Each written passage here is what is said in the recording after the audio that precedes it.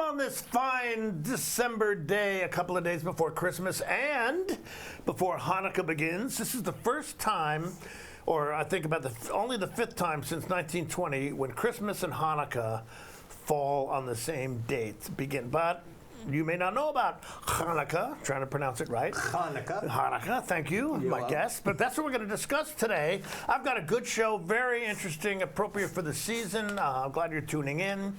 But just my guest insisted that I tell a joke. So here's one. It's a little bit cerebral, so here you go.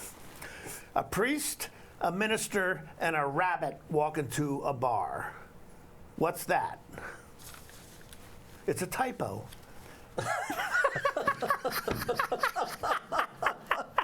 Okay, Street Talk and other stuff. Thanks for tuning in. Like I said, I got a cool show. I got a great guest, so stick around. We will be right back.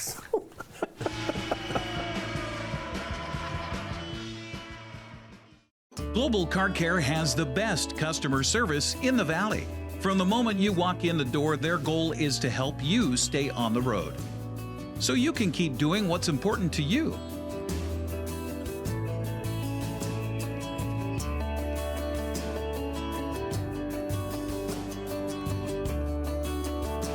Global Car Care certified ASE mechanics stand behind your automotive repairs.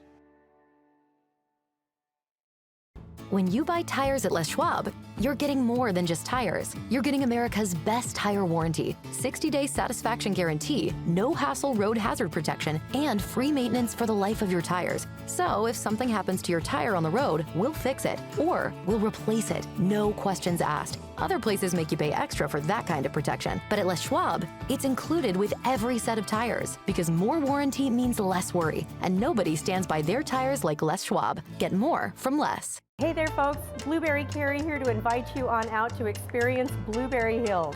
Of course, the food is fabulous, like our cheese splints, our famous French dip, our legendary Eggs Benedict, and unforgettable burgers. But we're more than just great food. People come from all over the world to experience what's been called one of the best destination restaurants in the Pacific Northwest. So come on out and see what all the fuss is about. Blueberry Hills in Manson. It's where the world is coming to. I think that's a power line. Nailed it.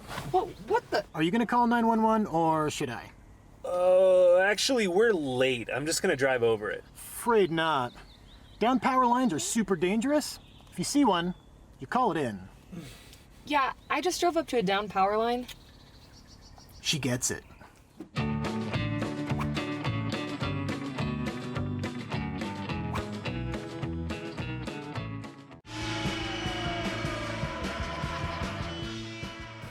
Okay, we're back, and I'm really happy to introduce my guest. Now, some of you, actually many of you, may be familiar with this gentleman, Dr. James Goodwin. Dr. Goodwin, Jim, good to have you. Jim and I have been pals for a long time, and you've been on the show before, which I appreciate it. Yeah. And I'm glad you came today because we're going to talk about something that's familiar to your faith, which is Hanukkah, which actually starts at sundown tonight. No, sundown the 25th. Oh, that's right, Sunday the 25th, yeah. Christmas Day, yeah. That Christmas Day, yeah, that's right. Yeah. So, first time, as you said, since 29? Well, I think it's only the fifth time since 1920, right. I think is something that I read. Right. Okay, but before we get into Hanukkah, I'm doing pretty good, huh? There you go, you're getting it. Hanukkah. A little bit about yourself, for those who may have lived under a rock for the last, 50, 60 years, and unfamiliar with Dr. James. So, what can I say? Let's see here. I'm 78 years old. Okay. I was born in New Orleans, Louisiana. Ended up growing up a large part of my life in New York City. Mm-hmm. I went off to boarding school. Went to college, dropped out after a year. Too much wine, women, and song. Okay, well. Draft was barking at the door, so I enlisted for 4 years in the Marines, went off to Vietnam, came back. And in that interrupt you. Thank you for your service. Well, thank you. Okay, very much appreciated. I know that having worked with a number of Vietnam veterans, you need to hear that sometimes. So, okay, Yeah, it didn't was- mean to interrupt, but that's important. Yeah, You know. so long ago. It was tough coming back. I can imagine. Yeah, in those days. And came back home, went back to school on the GI Bill, became a psychologist. I kind of went viral, I guess, for a while. With my work with New Diagnosis. We called it post-Vietnam syndrome, but eventually in 1980 they called it PTSD. Right, post-traumatic stress disorder. And now there's the complex post-traumatic now stress complex disorder. and yeah, and they've branched out. Yeah, Sure. yeah. So at that point, during my graduate studies, I met an Army major. He said, "We can make you an offer," and they made me an offer, paid for the remainder of my schooling. I went back into the military as an Army psychologist, treated a lot of active duty and retired folks with PTSD, Sure, et cetera. sure. Got out of the Army, met my wife in Denver, Colorado, and married her. Yeah. And we've been married now for Mazel tov. Thank you, thank you. Been married now for 49 years. All right. Carolyn Kirby, Don Kirby, who is Central Washington's president. This is his daughter. She grew up a big part of her life here. And when I got out of the Army, we decided to settle here in Wenatchee. And here in Wenatchee, I went viral again, I guess, for the second time in my life. You made a real national name for yourself for a while. Well, we all did. Yeah. Wenatchee did. Yeah. Unfortunately, a lot of people in Wenatchee took it tongue-in-cheek, but it was very important. I think we informed millions of people about modern treatment for depressive disorders. Right. And unfortunately, Prozac took the main part of it, but there was also the cognitive therapy that psychologists do that goes along with the medication. Sure. Just taking the medication by itself is kind of a stopgap. That's fine, but you do need to do the talk therapy. Right. There's actually something, I'm not going to get into it too much, but I do something called written exposure therapy, which has been very beneficial. I started using it with sexual assault victims. Good. Yeah. And then there was actually a program set up about it that was approved for treatment with post-traumatic stress disorder with veterans. Cool. So did that. It was good. Good. Now, there's a book you should read. There's an author named Leo Rosten. He's another member of the Chosen People. He wrote The Joys of Yiddish. And he wrote The Education of Hyman Kaplan, very funny books. But he wrote a book called Captain Newman, M.D., which is about a psychologist who worked with an Army psychiatrist in an Army Air Corps base, I think it was down in Texas, dealing with people who suffer what we now know as post-traumatic stress disorder and other disorders during World War II. But very good book. It's kind of got a screwy name on it, but... I think there was a movie. Yes, there was. Done. I think I saw the movie. Yeah, there was. I can't remember exactly. Yeah, no, the book is very good, very good. Leo Rosten's one of my favorite authors. I've actually got a note from him. Yeah. I invited him to Seattle to take him out to dinner, and he said, next time I come to Seattle, But he's passed away, so... So I don't know what his yard site is. So yard site is the annual anniversary of a person's death. So. Yeah, they say a bunch of prayers. Yeah, so it's cool. Yeah. Okay. Okay, Hanukkah. You're right. All right. A lot of people aren't familiar with it. Okay. Well, let's first find out what Jews are and what they are. Okay, good. Okay. Sounds good. There are different groups of Jews. Right. The most religious are called the Orthodox Jews, and they involve some sects that are really pretty religious. The Hasidim? The Hasidim. And in fact, there was even one Jewish sect that thought that their rabbi was a Messiah. Right, that was Menachem Schneerson. Schneerson, Yep. I can't remember what. Lubavitcher. He was a Lubavitcher. Okay. Okay, and so there were lots of very nationalistic kind of groups Sure, like that sure. with the Orthodox, and they wear all the regalia and so on. Then there's what we call the conservative group, and they're kind of in the middle. They don't wear all that stuff, but they're very religious. They keep kosher, etc. And then in the 1880s in Germany, a new group began to evolve, and it was called Reform Judaism. Right. And they're more into the lifestyle, not necessarily the religious aspects so much, although they're religious, but they're a little bit more liberal. Let's put it that way. They were willing to look more into secular literature and secular sciences. And when they came to America, they really began to assimilate. Yeah. And they adopted a lot of Christian-related kinds of behaviors, and one of them was to really begin to glorify this really not significant Jewish holiday called Hanukkah. Right. Okay. You're getting there. Working on it. Okay. And the reason why it became so popular here in the U.S. is because our Jewish children were kind of jealous of Christmas. Yes. There was this angst about not being connected or not having a Christmas tree and not getting presents. Not getting presents. So, growing up in New Jersey, where we had a large Jewish population, I did have some Jewish friends that would have a Christmas tree. Hey, listen, we called them Hanukkah bushes. Okay. Hanukkah bush, All right. yeah. All right, and so Reform Judaism really began to celebrate Hanukkah more so than it really deserves, and it's become a national thing now here in the U.S. as well as I think around the world too, and it celebrates the Jewish liberation of the temple probably for the 10th or 20th time. Yeah. Unfortunately, Jews have been around for about 3,500 years, but during all that time over in the Middle East, there was always somebody subjugating them. Oh yeah, it was a constant issue. Issue. You can actually read about it in a book called the Old Testament. Yeah.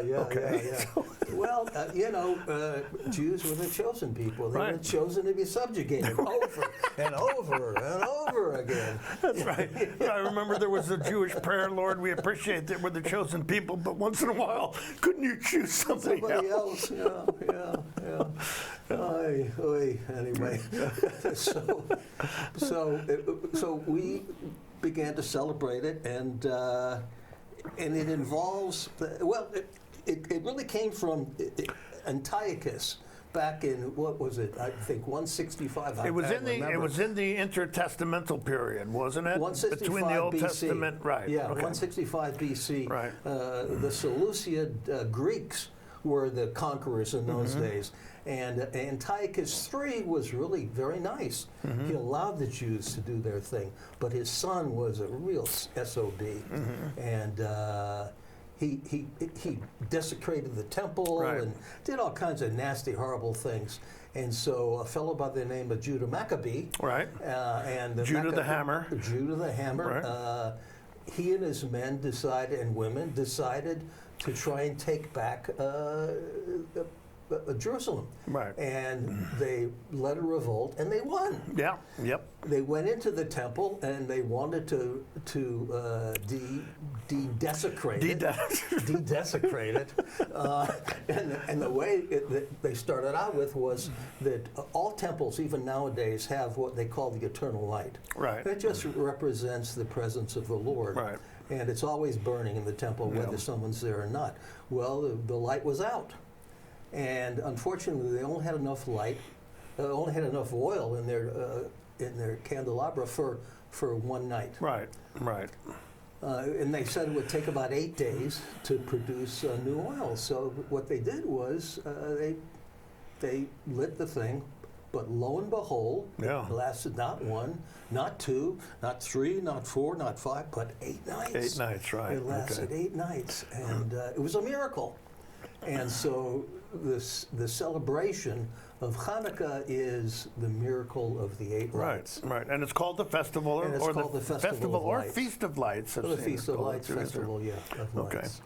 And again, it's not the significance really in the scheme of things religiously. It's not that big an issue, but here in America, it is, Sure. and recently it's become a much bigger thing. Yeah, because and you're talking about it's become more with the Reform Jews because it's not a religious holiday. No, it's not. It's a it's secular more secular holiday. Right. And when we talk about secular, a lot of, not all of them, but a great number of Reform Jews are much more into lox and bagel, smoked salmon and bagels, and the tradition and living the life of a good Jew.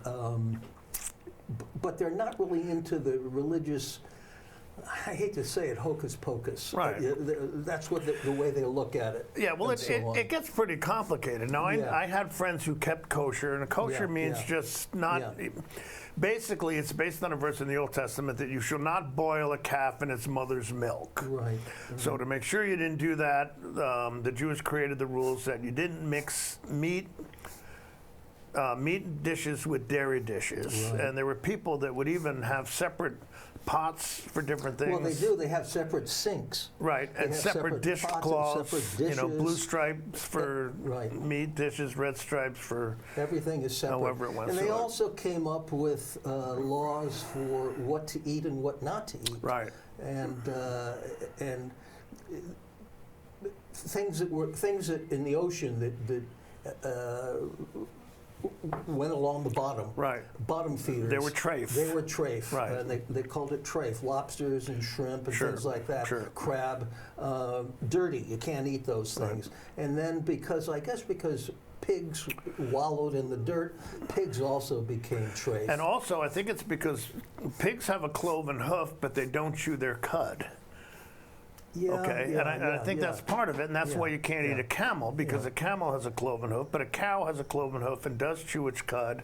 And something about goats too. I don't remember. Goats were clean, and fish had to have scales, if I remember correctly. So. I can understand not eating a camel. I'd never Yeah, eat one either. no, I would if necessary.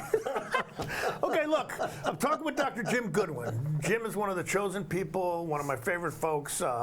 We don't have a large Jewish population here in Wenatchee. I wish we did. The culture they bring, the food, that kind of stuff, it really can be exciting. It's what I grew up with. But we're talking about Hanukkah, which is the Festival of Lights. It's an 8-day celebration that begins on Christmas night on the 25th this year. We're going to talk more about Hanukkah with Jim in a minute, but we need to take a break. So Street Talk and other stuff. We will be right back. So.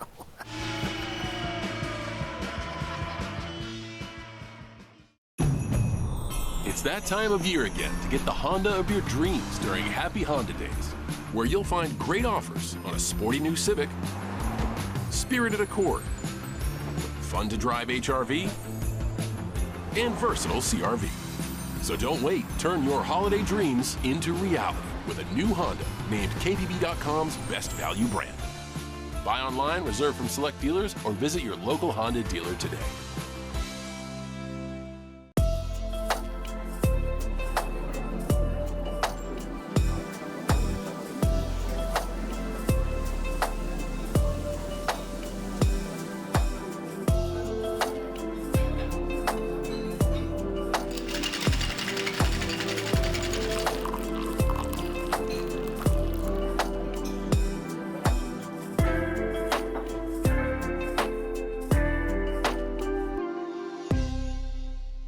Are you dealing with a pest or weed issue and you just don't know what to do? We use the best pest control methods approved for areas with kids and pets. Whether it's rats, mice, ants, or spiders, or something else altogether, we provide the coaching and solutions you're looking for. And you can know that your dollars are supporting a local, family-owned and operated business. Allow us to help you get back to living healthy and pest-free. Harvest Valley Pest Control. Culinary Apple is the place for holiday gift giving. We have gifts for everyone, including our most popular gift box full of locally grown apples, our famous fudge, and cinnamon glazed nuts. Let Culinary Apple make your gift giving easy this year. You're invited to experience small town holidays in iconic Lake Chelan. From local shopping to Santa parades, a getaway visit to Lake Chelan is a great way to make this holiday season special. Learn more at smalltownholidays.com.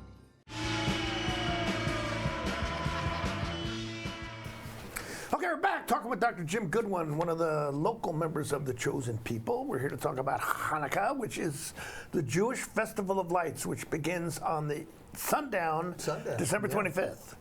Okay, so how do you celebrate it?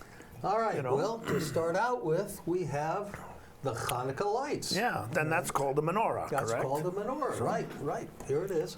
And we light those lights, and we have a prayer, and the prayer says, "Blessed art thou, O Lord our God, King of the universe, who commanded us to kindle the Hanukkah or Hanukkah lights." Okay. Okay. And so we don't do them all together the first night.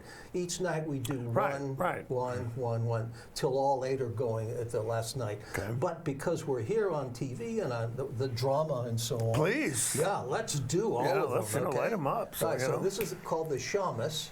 Okay. And the shamus is the one we use to light all the other ones. Now, I'm supposed to go left to right. Now, everything is backwards here, so hopefully I'm doing it left to right with the people that are watching. Okay, all right. And then we say the prayer in Hebrew. Baruch atah Adonai Eloheinu melech haolam asher kedeshanu b'mitzvoso Vitzivanu lahadlik ner shel Chanukah. Oh, that's cool. I can't tell you how long it's been since I heard a Hebrew prayer. Oh, yeah. So it's been a while. So one candle a night. Now another thing that happened with my Jewish friends growing up in New Jersey, they would get a present every night too. Did you do that as well? do presents. Again, to not miss out on what the Christian kids got. Okay, now we have lots of presents. We, bundle them all, around the menorah, but we only open one every night. Right. And so what we usually do in my family to save money is, a sock. You get a sock. The next night, you get another sock. The third night, you got a pair of underpants, right? How did you know? Absolutely. That's what I used to get on Easter. My mother would always give us clean new socks and underpants on Easter. What that had to do with Easter? Very utilitarian. I guess. I guess so. And so on. And usually at the end of the last night, that's when the big gifts, we start breaking out the big gifts and so on. Okay. Also, we sing a lot of songs. We have Hanukkah songs that we sing. Don't ask me without the scorecard. I can't remember them. We used to, my family, we used to celebrate Hanukkah a lot when we had our kids at home. Yeah. Okay. But right. My kids now are in their 40s and they're living overseas and so on. Yeah. So all we do is we light the lights and put it up on the mantle and so on. But that's we don't sing the songs anymore. Okay, so I'm dying for you to explain the dreidels here. Okay, I see we got the dreidels. All right. Now these, I don't know if you can see it. It's a teeny weeny little guy here, but they can be big. Yeah, it's a four-sided top, and these are pretty small. Okay, they're very small, but we play the game of dreidel. Right. Now the dreidel has names on it: Nun, Shin, Hey, and Gimel. And the way we do this is you start out with, every person puts some, that usually we use Hanukkah gelt, it's called. Okay. And Hanukkah gelt, Hanukkah money, but it really is just chocolate in tin foil. Right. I remember chocolate those. Coins, those coins. Yeah, chocolate coins. Okay. So usually everybody puts out a couple, the same amount. They put it out in the middle. That's the pot. Okay. And then that's a pot. And then you spin. Okay. And when it comes up, this came up shin, which means nothing. Okay. No, shin. Wait. Oh no. Hey, look, Jim, there is nobody here who knows Hebrew who's watching who's going to contest you. Make it up if you have to. Make it up here, really.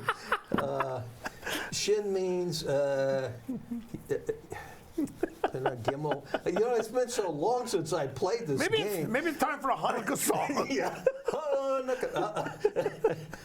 Shin means I think I win everything. Okay, all right. Okay. And then everybody puts out another thing again. Okay, then you spin it again, and it comes up. Let's say it comes up hey.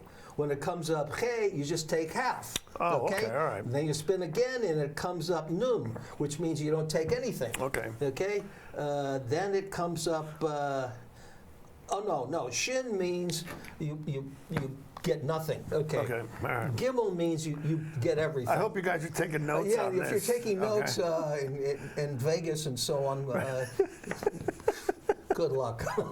Okay, so basically you ante up each hand and everyone takes a turn. And you spin and you Sounds fun. hopefully you can win a whole bunch of chocolate coins. Chocolate-covered coins. Yeah, chocolate-covered coins. Yeah. Okay, cool. Yeah. Good. Yeah. So what else? Okay, I mean special foods, potato latkes with applesauce, I believe, if I remember correctly. Oh yeah, with applesauce, absolutely, yeah. Okay. Now, what are potato latkes? There's nothing more than pancakes with potato. Made with potatoes, yeah. And they're fried. And everything over Hanukkah is fried. You know, I love fried chicken, but I don't think it counts. I wish. Maybe down south they do that. I think that for Jewish folks at that time period, having a chicken was probably pretty much of a luxury. Yeah. Wouldn't it be? Yeah. So, but everything was fried, and oil was an important part of the celebration. Okay. Lasts for 8 nights, and then we'd wait again till next year. Okay. Yeah. Now, do you think your kids still celebrate this? Because I know sometimes your children don't exactly carry on the same traditions. You know, actually, my son, when he was my older son, Abraham, good name. Abraham was the father of Judaism. Yes, right. Yeah. In fact, he was the father of the Arabs Islam. too. Exactly, through Ishmael. Ishmael. His first son was his son. He was the one who became the first Muslim leader. Right. And then. What was the other guy's name? Isaac. Isaac was the child of the promise. Yeah. So this is all in Genesis. So Abraham was important to both Muslims and Jews. Very important, yeah. Very important. Anyway, my Abraham, we had pictures of him celebrating in Thailand. Oh, okay, cool. Hanukkah, yeah. And then my other son was celebrating in British Columbia. All right. Yeah. Good, so good. it's kind of fun, you know. It was a fun part. Yeah, it's one of the few fun things about being a Jew. The rest of it is, you know, hey, why me? Why am I chosen? You know. Yeah, like I say, you know, I got you somebody else once in a while. So. Hell, cool. All right, but you know, I mean, I really wish we had a larger Jewish population here. It just, you know, it just adds a lot of spice to the community, you know? Well, we tried. Years ago, we tried to have a Jewish community center here. Right. And we put in a bunch of money and a bunch of work and so on. But it just didn't turn out. There weren't enough of us. I think there's about 20 families. Okay. And we get together usually over Hanukkah and celebrate and have fun with one another, light our menorahs and sing songs and pass gifts and so on. Cool. But very small community. Are there any things that would be considered traditional type gifts for this? Or is it, you know? No. Nothing really traditional that I know of. Yeah. All right. I belong to the more Reform, not quite secular, but close Reform Jews. And well, I knew your Judaism, your identity, that was important to you while you were in Vietnam. I remember you had very important. Oh yeah. You know, you had the Star of David on your helmet. Well, I mean, you talked about, you know, being the Jewish sergeant, that type of thing. And now, why was that? Was that just? Well, that was important because it was right after the '67 war. Yeah, exactly. And the Marines really admired the Israeli forces. Sure. Oh gosh. And when they found out that the rifle squad that I commanded, that I led.